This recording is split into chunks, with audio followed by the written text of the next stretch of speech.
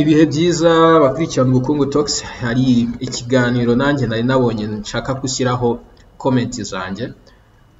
Muri 2022 muri Rwanda Digital Governance, ndumva ari Rwanda Digital Governance Forum, sinibuka neza niba ari izina ariko nabivuze neza. Ndabyibuka icyo gihe twari turiyo, hari concern ya raisinzwe ariko ku kintu gikomeye cyane, kandi numva ubu nona igihe na PES turiho n'ibintu n'ama accessibility dufite kuri connection byaba bibabaje kuba u Rwanda maginga ya tutaragira uburyo dutangira communities ibintu.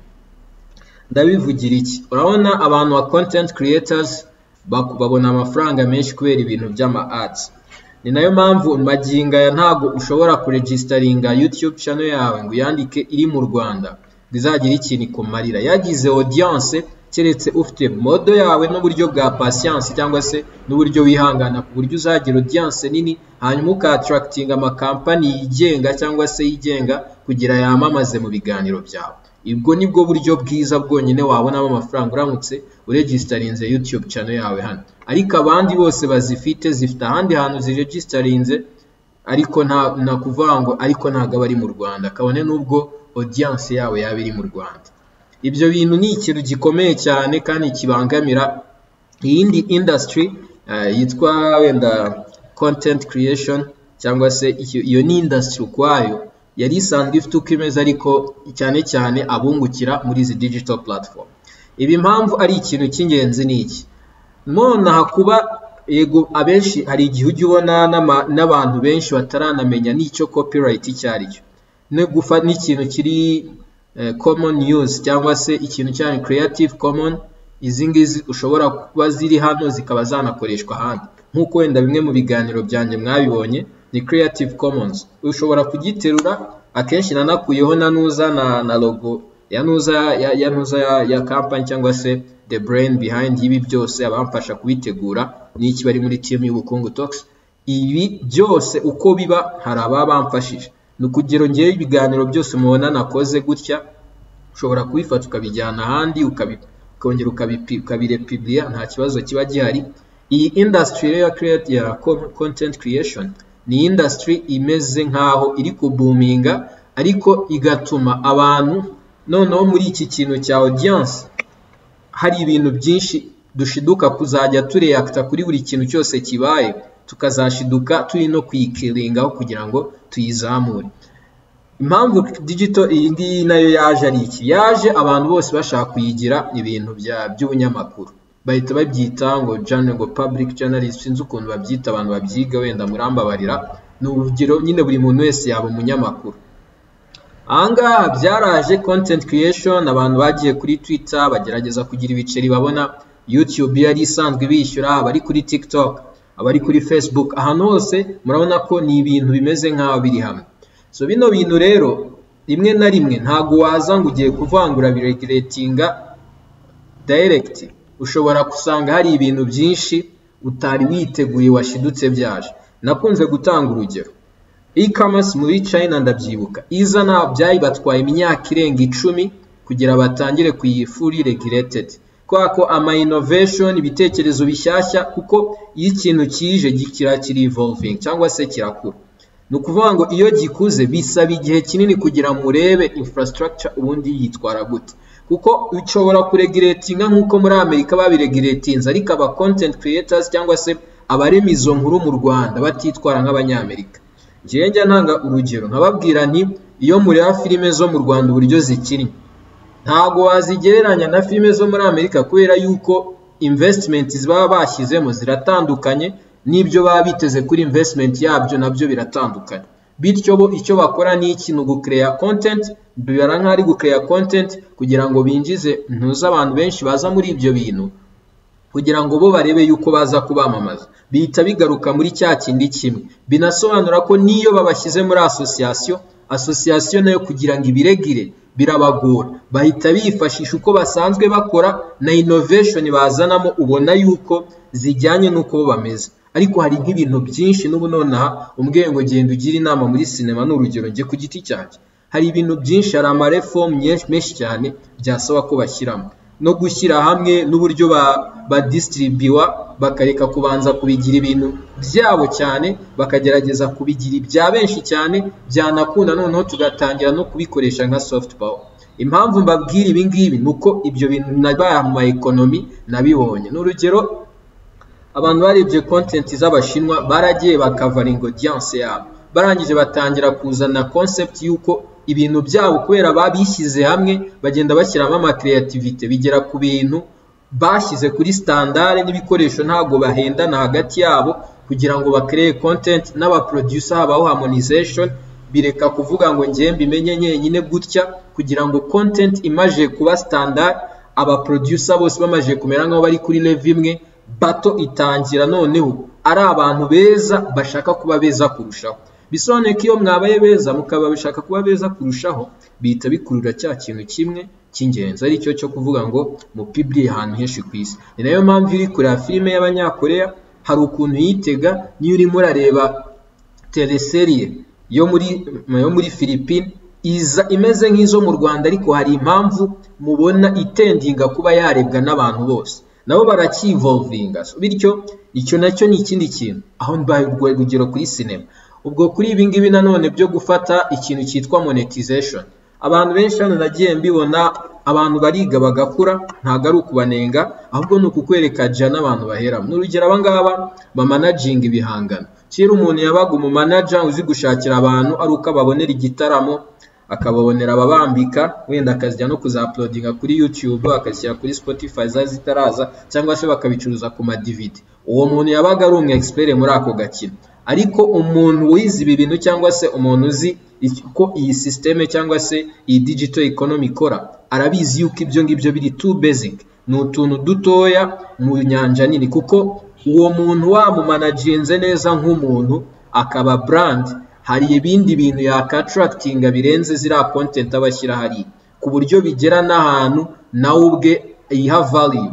N'urugero biramwumva ngo niba unshaka urabona urishyura, niba unshaka urishyura yangaya, niba unshaka urishyura cyangwa se akareba naho ashaka akavandazira ubuntu kugira ngo bitica kakazi. Ibyo nabyo tubyita ni ibintu dukora muri brand strategy. Icyo gihe nibwo uba urimo urarema ukavuga uti agaciro kawe naka aho kugira ngo abe makeya wabikorera ubuntu bitewe n'izindi nyungu ushaka gukora aho ngaho. Bikaba byava aho ngaho ukaba wakora amaduka yitwa wowe, ukaba wakora bombo zitwa mbese nyine ibintu ukabyubaka kuri ki. Noneho kwera byajemo umuntu nk'izina rye ko akari ryo rireba audience ahita hazamo icyo twita PR team.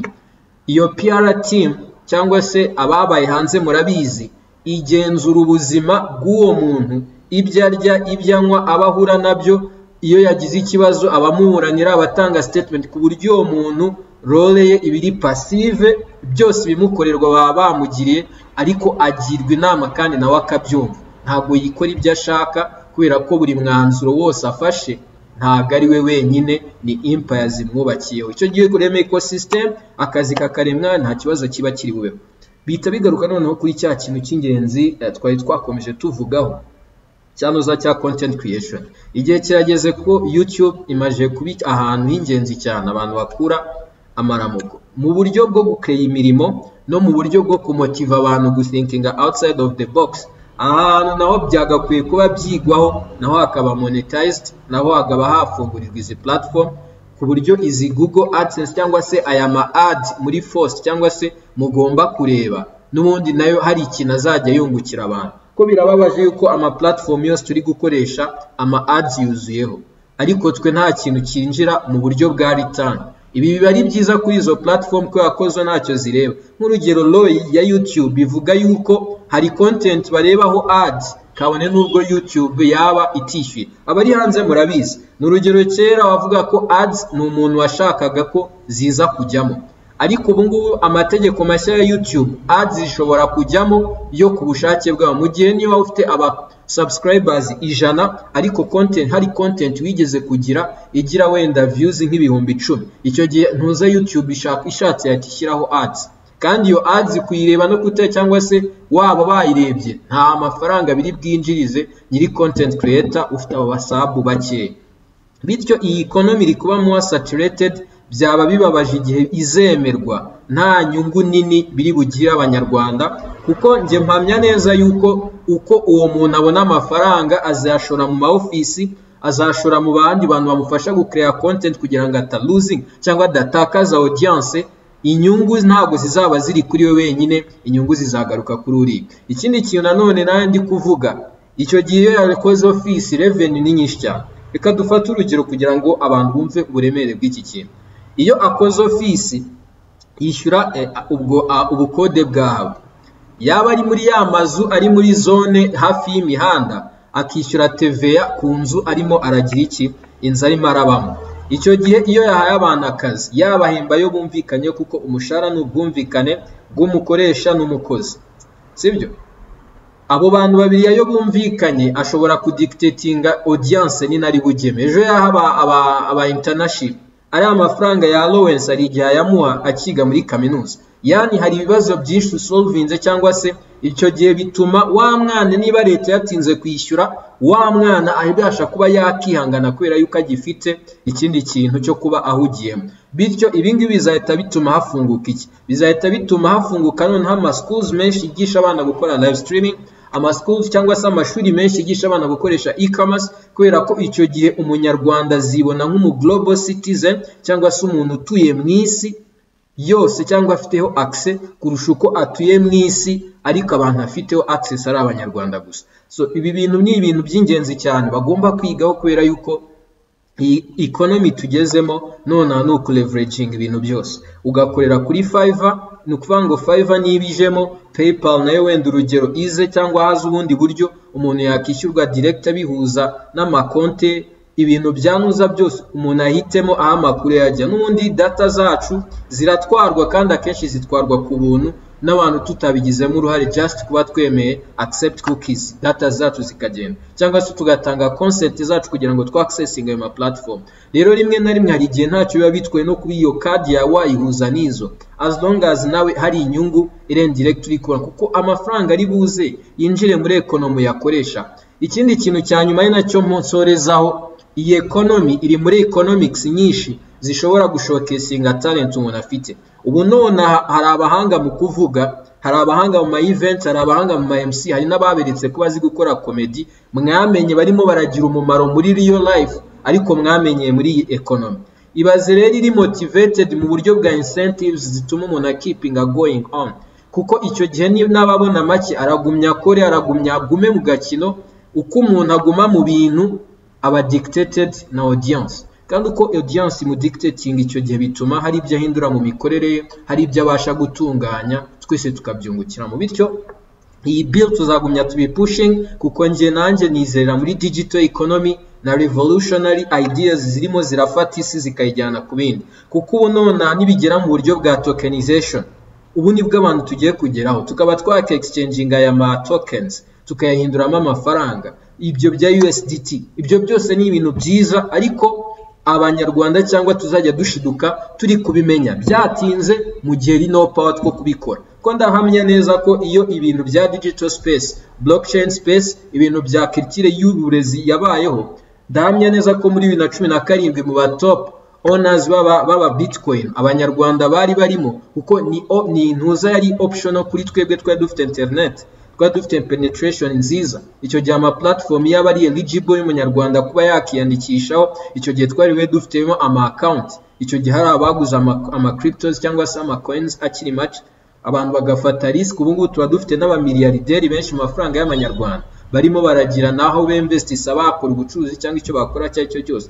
Bityo gufunga digital economy cyangwa se kuba ino economy yingi ya content creation ifunze mu buryo bumwe cyangwa ubundi, hari ibyo biri gutuma bigenda gake. Igihe tuzabikorera adoption izaba atari inkuru, kubera yuko bizaba ari deja vu. Bityo numva byakihutishwa hakareba igisabwa, abakicara bakaganira, kandi nanone ikindi bikareka kuba more bureaucratic ni iki, leta ikareka kuba ikareka kwitishyiramo ikiganza mu bintu biri fragile. Impamvu ni iki, ushobora gukontrola every means, kandi abanyarwanda batarabijyamo bikaba icyo twita barrier of entry kugira ngo winjiremo bikaba ari ibintu bigoye umuntu akagivinga up. Icyo gihe iyo unemployment cyangwa se imirimo ibaye mikeya abantu bakabona ko hari ikintu bafungiwe increasing abantu gutekereza kujya mu bihugu bifite accessibility kuri icyo kintu hanyuma bagatangira izo brand zabo. Ugashiduka umuntu brand iraboominga n'umunyarwanda amafaranga akorera kuri iyo YouTube ayasavinga muri icyo gihugu arimo ariko just audience ashaka ari y'abanyarwanda just kugira ngo abanaha babashe kureba izo ads hanyuma bitera imbere. Kandi muri kubibona yuko ni ibintu biri ku booming kuko ntabwo wambwira mu Rwanda niba umuntu ashyizeho content mu isaha imwe hakaba hari abantu babasha kuba bareba ibyo bintu nk'ibihumbi 10 bisobanuye ko abantu banyotewe na content. Abantu mubareke babimenye hanyuma babyige bagende bakora iteration mubigisha ethics zirimo n'iki kandi buri gihe byaba byiza buri gihe abantu biga. Ndashimira abantu ba Interact Rwanda bagerageje kwigisha abantu social media management ubu ngubu nayo byagakwiye kuba biba byiza cyane bikorwa n'abantu bigenga cyangwa se bakapushinganuza private sector ikaza muri icyo kintu kurusha uko biza ari leta iri gukora icyo kintu. So ni urugamba rutoroshye buno buryo bumwe bwo kureba ikintu mu buryo buri macroeconomics ariko ni ikintu cy'ingenzi cyane. Hari iyi sector hari n'indi sector nanone muzanga kuyikora bayikore bihishe then bazashiduke b'influenceje abandi bajye aho bikunda. Iyindi yitwa gaming industry ntabwo ariyo naje kuvuga uyu munsi nashakaga icya content creation kuko n'indi economy abanyarwanda tutaradopta igihe kizagira nabyo bitukoreho cyangwa se tuzabijyemo twatinze nta na benefit zirimo kabone nubwo wakora investment y'amafaranga akora ads ngo abantu abijyemo nta muntu n'umwe uzabijyamo. Ariko mu gihe byabe byakozwe kare bikarema n'akazi n'abantu bakabinormaliza hanyuma kikaba nk'ikintu n'umuntu yakicara ari mu rugo akavuga ngo nicyo kuko even today ubu ngubu abantu bose barashaka kuba influencer just for the post cyangwa for information sharing ariko bigomba kurengaho bikaba byabatunga cyangwa se bakagira impact kuri audience ariko bafite na source of income yandi ituma bagumya bakunda bya bintu yewe bakaba banahitamo kubikora as a full time job. So bityo nicyo kintu nagira nkatanga contribution kuko ni ikintu ndi kureba nkabona kitari well leveraged mu Rwanda kandi twita yuko turi kugenda mu nzira iri digital. Ciao shalom naho utaha. Ufite inyunganizi wabishyira muri comment twabiganira ariko iki cyari ikintu cy'ingenzi ntari kureka ngo kigende gutyo.